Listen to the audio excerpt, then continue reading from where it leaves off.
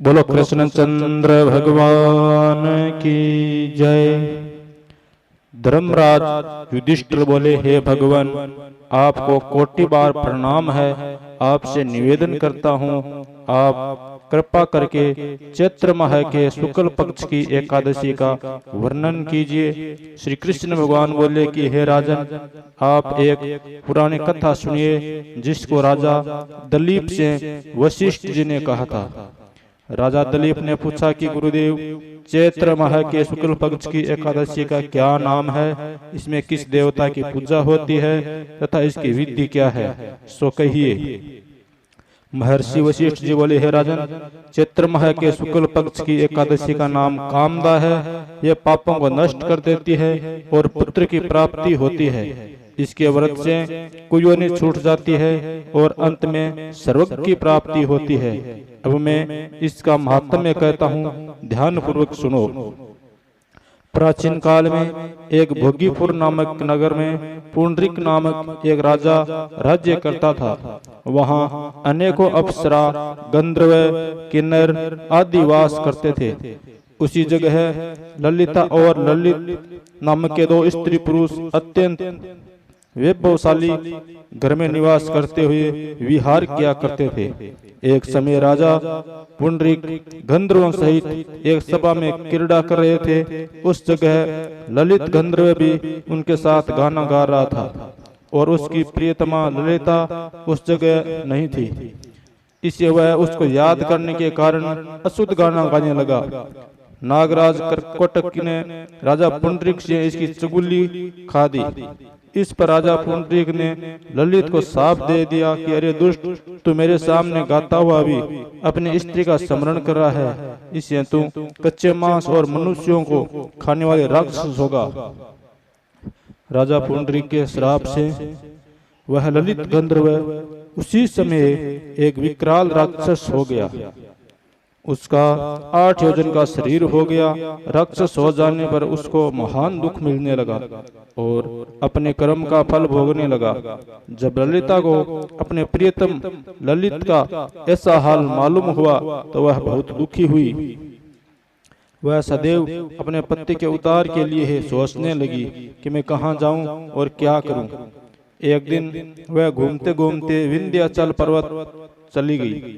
उसने उस जगह श्रृंगी ऋषि का आश्रम देखा। वह शीघ्र ही उस आश्रम के पास गई और उन ऋषि के सन्मुख जाकर विनय करने लगी।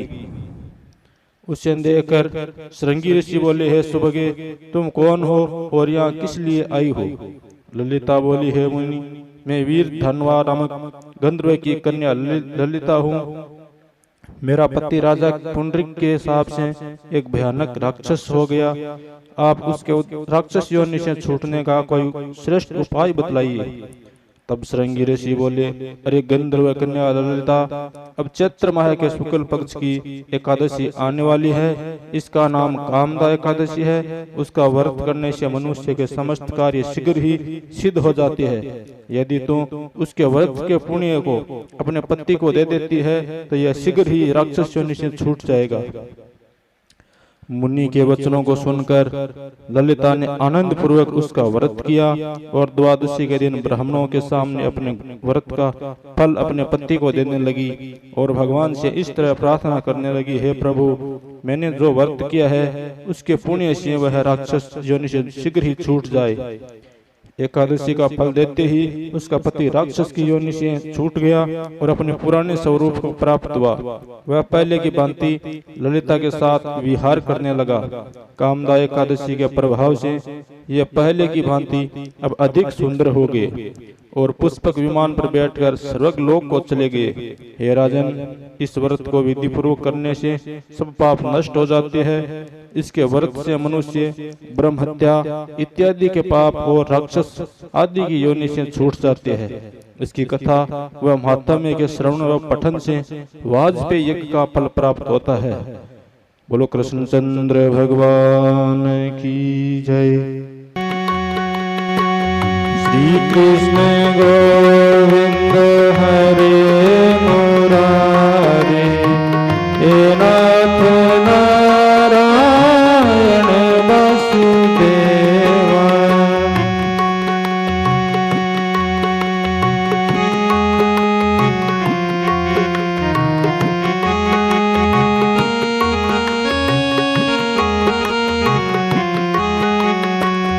श्री कृष्ण गोविंद हरे मुरारी, हे नाथ नारायण वासुदेवा।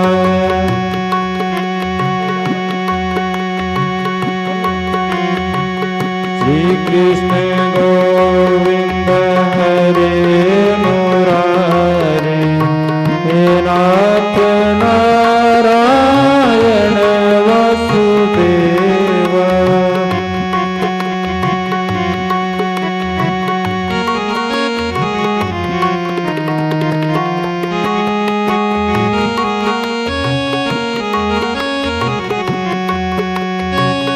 हे नाथ नारायण